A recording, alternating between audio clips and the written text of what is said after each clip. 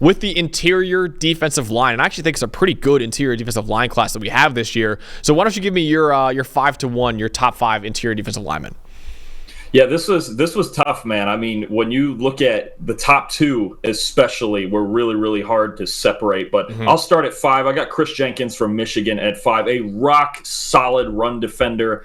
I think like he's not built like his dad, but I think the roles are kind of the same, where he does kind of the long arm bench press thing and sheds blocks and makes stops in the run game, right?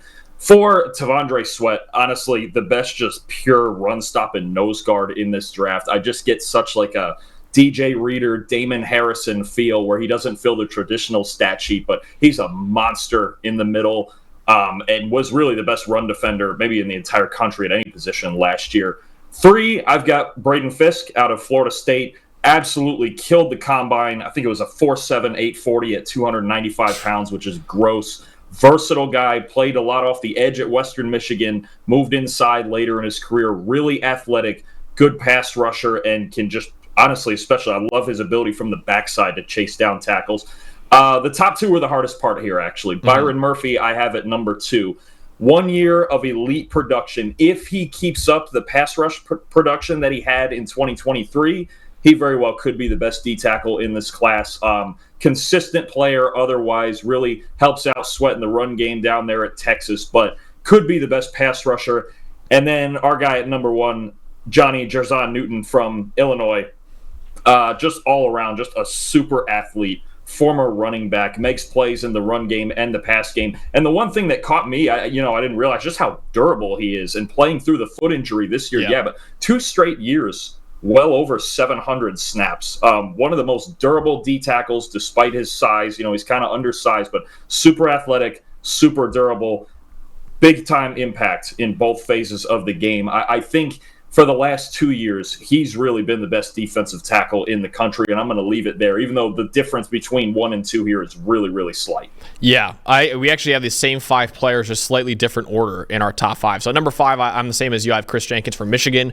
One of the strongest players in this draft, man, and excellent run defender. Adds a little bit as a pass rusher too, but I think there's still more to be unlocked there with him. But yeah, you mentioned it. I mean, son of a Jet, great dude. Chris Jenkins, the former Jet, who didn't he have like an unbelievable Hard Knocks moment, if I'm not mistaken, right? I think there was like a crazy Hard Knocks moment he had too. I'm trying to think of exactly what it was, but Chris Jenkins, his dad was a great player, and obviously his son now is going to be a high draft pick as well, probably a day 2 pick. At 4, we got Braden Fisk from Florida State, who, by the way, we literally just interviewed a couple weeks ago. Check out that interview, dude. He is awesome. Like, he was one of the most fun players I've ever talked to. He mentioned, he's like, man, I'm getting so sick of all this talk, because before it was like, oh, I played at Western Michigan, I didn't play good competition. He's like, so I transferred to Florida State, and I dominated there. Then they're saying, oh, well, he's not a good athlete. And I go, well, then I go to the combine and I dominate there. They say, well, you didn't play against the top of the top. He goes, then I go to the Senior Bowl, I dominate there. He's like, so I'm just getting sick and tired of all these people doubting me. Now it's the arm length too, and obviously he's got concerns with his length, obviously, but really productive player at both Western Michigan and Florida State. And honestly, I think he's had the best pre-draft process of almost any prospect of this entire draft. I mean, he had an excellent Senior Bowl, then an excellent combine, and then an excellent interview on the PFF College Football Show. And I bet he had some excellent interviews with NFL teams as well. He's a guy that probably was like a day 3 pick during the season, and now all of a sudden he's looked at as a top 50 pick right now because of how good his pre-draft process is. So I like him a lot. Number 3, actually, happened to T'Vondre Sweat. Massive defensive tackle at around, I think, 360 pounds. Around 360.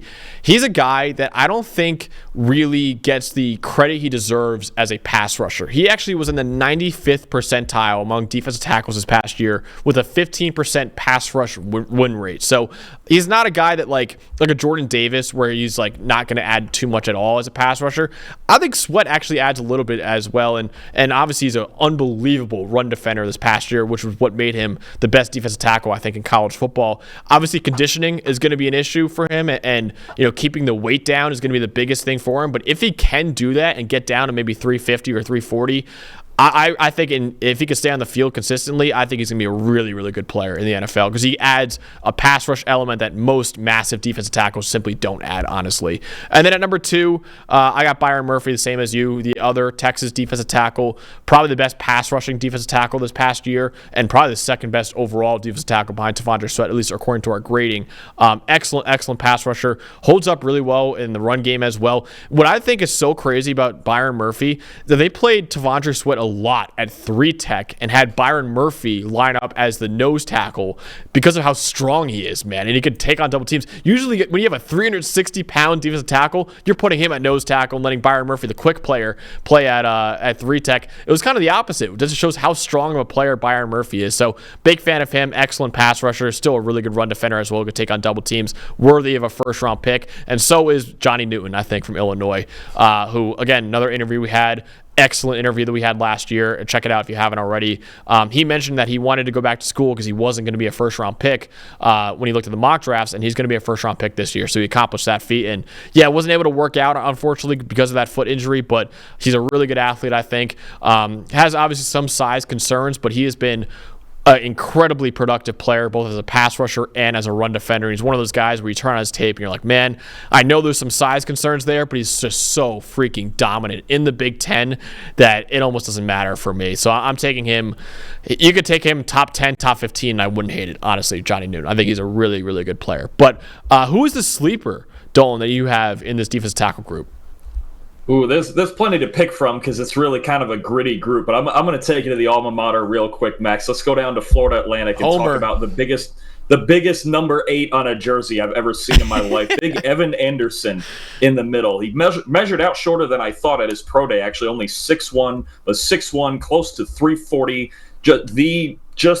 Honestly, maybe the best group of 5 run stopper over the last 4 years. Check this out. Since 2020, all right, over the last 4 years, the only defensive tackles in the country with a better run D grade than Evan Anderson: Dante Corleone from Cincinnati, Godfather, Kobe Turner, who's now with the Rams, and T'Vondre Sweat. Woo. 4th in the country among defensive tackles in run D grade since 2020. He just, this kind of the same as Sweat, just the group of 5 version, just absolutely clogs the middle. You could see it in 2022. He missed a handful of games with injury, and FAU's run defense was just not the same. This guy, he's got a quicker than you would think first step for a guy that big, and he is immovable in the run game. Even in games against like Illinois and against Clemson, played at least respectable games despite those being real challenges, and FAU's offense had their defense on the field a lot. But big Evan Anderson, I think somewhere in the 5th, 6th round, if you're a team that missed out on a run stopper like Sweat or like a Tyler Davis from Clemson, I think he would be a really good alternative.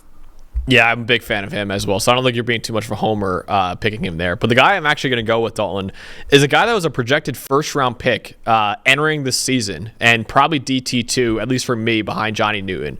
Leonard Taylor from Miami, who was this super highly rated recruit coming out of high school, and in his sophomore year, he looked phenomenal, especially as a pass rusher.